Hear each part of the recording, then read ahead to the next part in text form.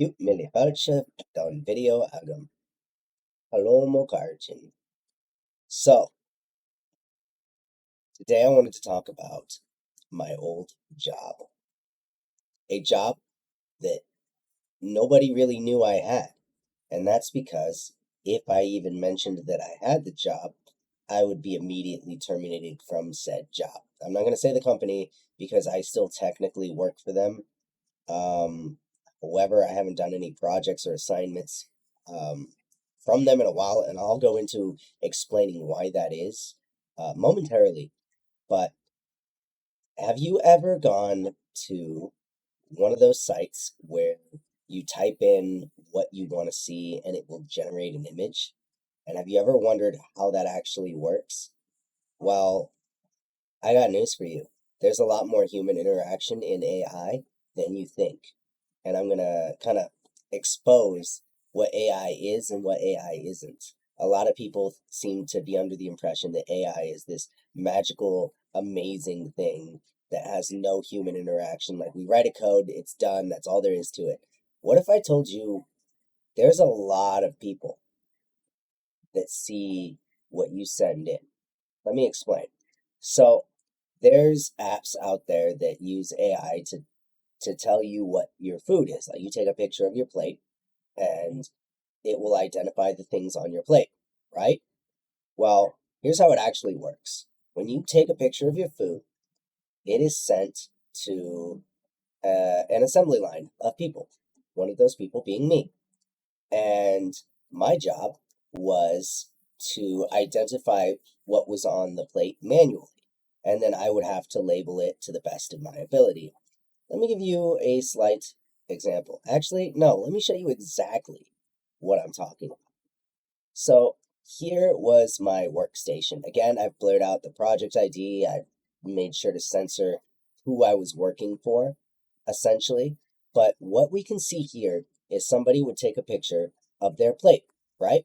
And then I would go in and I would have to label and trace everything that was on the plate within a certain measurement of accuracy. So basically, like if there's a speck of food, as you can see on the plate, I would have to measure it if it exceeded a certain size.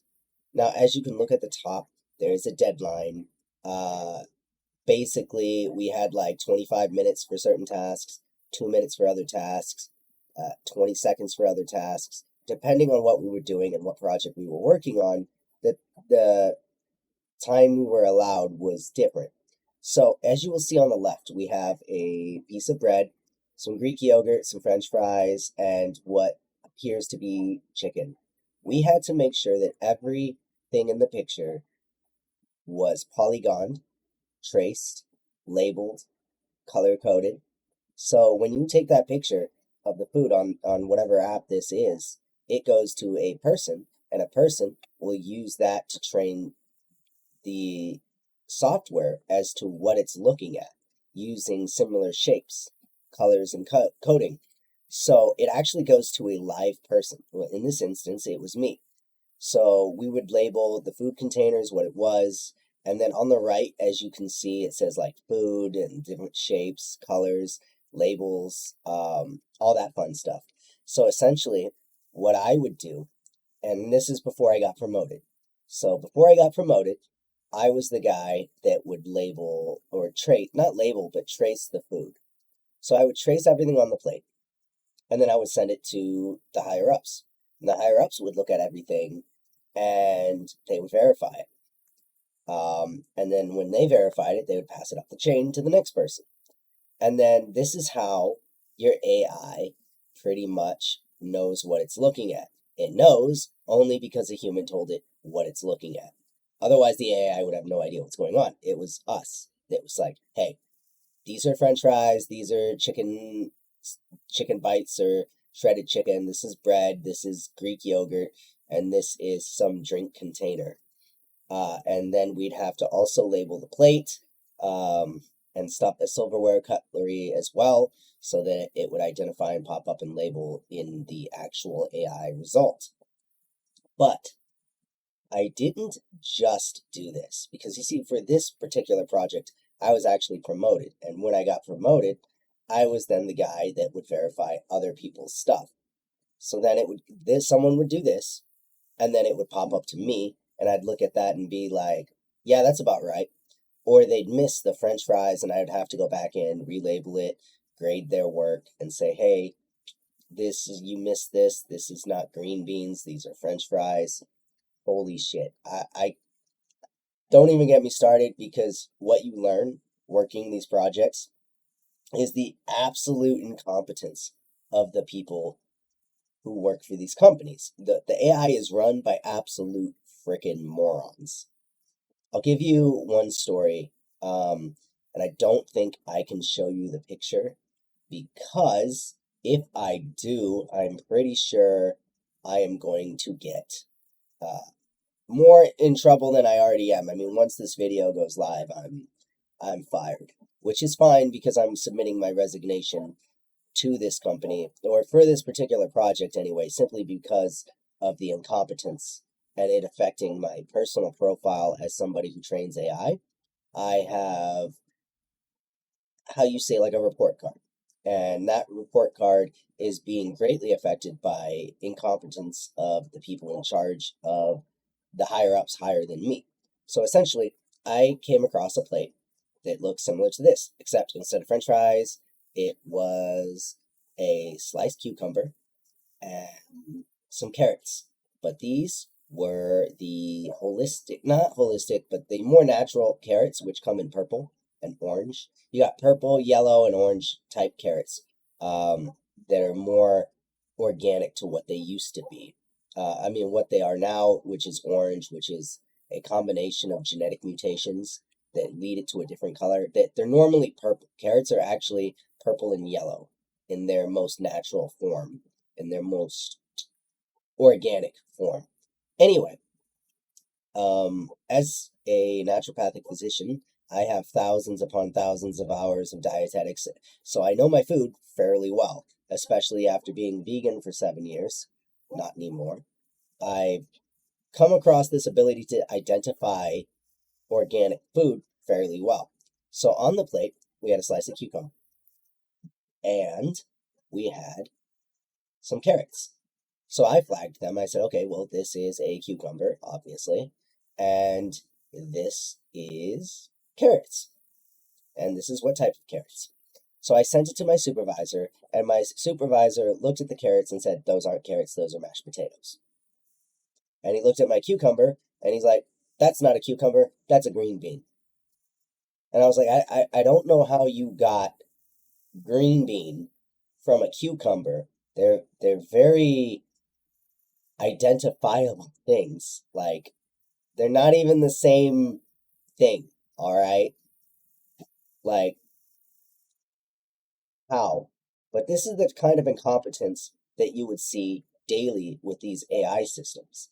And the issue I have with it is it started to affect my score, because I would say, hey, this is what this is what that is. I'm 110% certain. And the boss would come back down like, nah, man, that's not a glass of milk. That's raspberry orange juice. What? Or that's not water, that's ice cream, which is a whole nother story. I kid you not. I labeled ice cream. It was a cone with ice cream. And I said, this is the ice cream, this is the cone. And they're like, nah, man, that's not ice cream. That's something else. I was like, no, it's still got the wrapper visible. It clearly is ice cream. Anybody who's ever had an ice cream cone knows that it's ice cream. But needless to say, that people that are in command have an effect on the overall algorithm of these applications that identify something. Because if you have a moron in charge who's saying that a cucumber is an apple, I mean, how is that going to affect the overall algorithm later on? Excuse me. But it wasn't just identifying food that I did. Oh no, I did a lot of other things. For example, I would identify license plates. I would identify pieces of cars. For example, bumpers, tires, windows, panels, sections of the car. I would identify numbers. I would identify a lot of things from random pictures. And where these pictures come from nobody tells you where you get them. So that's kind of crazy as it is. But then you move on to where you type in on those image generators for AI images, whatever you want, and it'll generate it. It actually goes to a person, and we get a prompt. We get two different pictures, maybe three different pictures, and then we get the prompt that somebody typed in to generate the image. And we have to yes, no, which one seems most accurate to what the image is trying, you know, whatever he typed in or she typed in, which image best matches that? Is it this one or this one? And all we get to say is yes, no, but then we get the same image again with the same question kicked back from our supervisor, and our supervisor already has an answer. He already knows which one he likes. And if you don't like the one he likes, then, my friend, you get fired. So, what you do is you like the one your boss likes. So, if you get the same image twice, you know the boss kicked it back because that's the one he wants. Is it the one that most accurately depicts what the user wanted? No, not at all. But it's the one the boss likes, so that's the one the user gets. So AI, when it comes to AI detectors, like detecting typing, works the same way. What happens is users on a chain, just like mine, will get a text. Is this AI or is this human? And we will look for certain words in certain orders, and basically, yes, no. Does this sound like it was written by a person? Yes or no. And then it would go through the chain, and again, same incompetence I mentioned earlier. If the boss insists on it being either human or non-human, based on the type of words or certain word choices that were used, then we would have to fall in line or get fired. And let me say this, the pay isn't worth the trouble.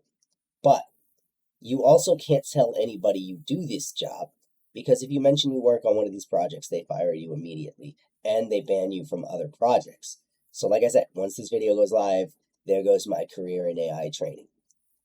Did it pay well? No. You're going to spend a lot of hours and you'll probably make like 30 bucks a day if you really try. So, the pay is not really good. Dealing with the incompetent leadership, not very good. And then you really find out how AI really is. It's not what you think it is. Like, AI detectors are basically just people saying yes, no, it sounds human, and then some guy with a complex saying, I know better than all of you, answer my way. So then when other users use that training methodology in the algorithm, so when they type something in, is this ChatGPT or is this human? We're going off someone's ego. We're not actually going off of, was this actually AI or was this actually human? Because the boss wanted it one way, and that's the way it went. So that's how these companies work. That's how these AI detectors work. ChatGPT is a different thing. That is basically algorithm and text response. Similar, I would imagine, to UltraHowl back in the old days, like what, the 2000s? But when you go to an AI detector site that detects AI content, just know it's 100% garbage, it's 100% fake, and you're not going to get an honest answer because some people, which I will mention no names, have egos that need to be checked. Paolo.